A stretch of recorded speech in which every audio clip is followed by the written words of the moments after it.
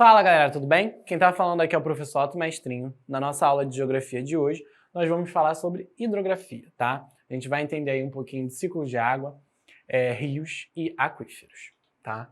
Primeiro a gente vai ter que identificar aí como se dá o ciclo da água, né?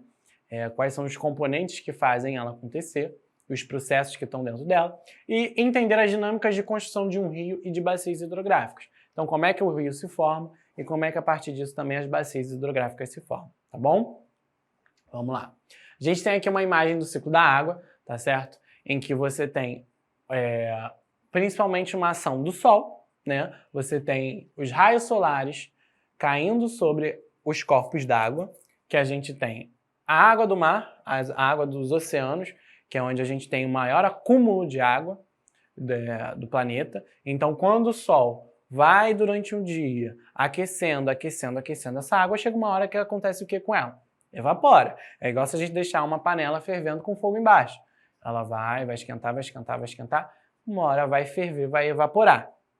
Nesse processo que ela evapora, esse processo de evaporação também vai acontecer com os rios de água doce e com as florestas. E aí a gente também tem esse corpo dos seres vivos, né? A floresta é um ser vivo e nós somos um exemplo também de ser vivo que transpira, né? Quando a gente tem essa incidência dos raios solares sobre o nosso corpo, ou seja, quando fica muito quente, a gente tende a suar. Por quê? A água ela é um mecanismo que o corpo tem de armazenamento de calor, porque a água tem um alto calor específico, ou seja, ela consegue absorver muito calor sem evaporar. Chega um ponto que ela absorve tanto que ela evapora. Mas ela tem esse alto calor específico. Então, quando a gente está suando, a gente está liberando esse calor para a água, tá certo? E a mesma coisa vai acontecer com outros seres vivos, como a floresta. A floresta recebendo esse sol, ela também transpira. Então, ela transpirando, ela está jogando umidade para esse ar. Então, você tem a junção da evaporação dos oceanos, evaporação dos rios de água doce, das lagoas, dos corpos de água doce e até mesmo dos solos, que possuem solos úmidos quando tem a ação do sol sobre eles, também vão evaporar, vão perder água para a atmosfera, tá certo? Isso tudo chega aqui na atmosfera e chega a uma certa altitude que essa água vai ela vai condensar, ou seja, ela vai sair do estado. Primeiro aqui, quando ela evapora, ela sai do estado líquido para o estado gasoso. Subiu no estado gasoso, chega a uma certa altura que ela condensa. Ou seja, ela é resfriada. Porque quanto mais alto na atmosfera, menor é a temperatura, certo? Então, se você vai resfriando uma água, ela vai voltando para o estado físico que ela era antes. Ou seja, quando algo condensa, essa água que está no estado gasoso vai para o estado líquido. E aí que a gente tem a precipitação, tá certo? A gente tem a ocorrência das chuvas. E aí essa água infiltra no solo, ela é absorvida pela floresta, ela cai nos corpos d'água doces e volta a fazer esse ciclo todo de novo. A gente também tem lugares que tem gelo, em que essa água fica armazenada, tá? Então, quando você tem um lugar que está muito frio, que está ao ponto de congelar a água, aquela água vai ficando ali armazenada. Se houver um descongelamento dessa água, você vai ter o derretimento dessa geleira, desse gelo, e ela vai se transformar em água líquida, tá certo? E quando ela se transforma em água líquida, geralmente ela tende a seguir caminho dos rios também, né? Nós temos muitos rios que são formados a partir do descongelamento do gelo.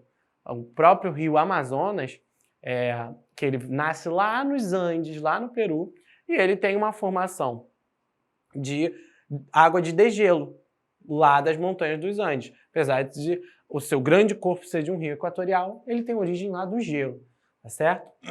Então esse aqui é o ciclo que a gente tem da água, tá certo? A gente tem a evaporação, que vai, sobe, essa água em gás, condensa, vira líquido, chove. Choveu, a gente tem o escoamento superficial que volta para os oceanos, volta para os rios, é absorvido pelo solo, é absorvido pela natureza ou fica armazenado lá nas camadas de gelo, tranquilo? E aí nós temos a formação dos rios, tá certo? A gente tem a nascente do rio, que ela geralmente é num ponto mais alto, porque essa água a força da gravidade vai agir sobre a água e essa água vai descer. Então o rio, ele sempre começa com a nascente num ponto mais alto e vai descendo até o ponto mais baixo por conta da força da gravidade. Você nunca vai ver um rio aí subindo, né? Aí você vai ver um rio só descendo, tranquilo? E aí você tem os afluentes desse rio, que também são formados a partir, por exemplo, podem ser formados do degelo de uma região que está congelada, como é o caso do Rio Amazonas. Você tem a ocorrência das chuvas que alimenta esses rios. Você tem a infiltração, a água que infiltrou no solo, ela emerge novamente e vai formando as nascentes dos rios, tá certo? Então você tem várias maneiras de ocorrer a formação dos rios, tranquilo? E aí esse afluente vai ser um rio alimentador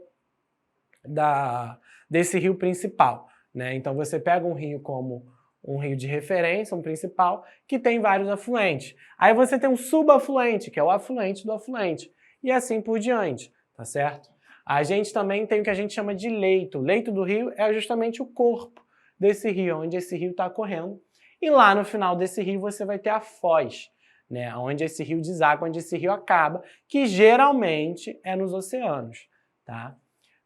Então aqui a gente consegue perceber o processo de formação de um rio.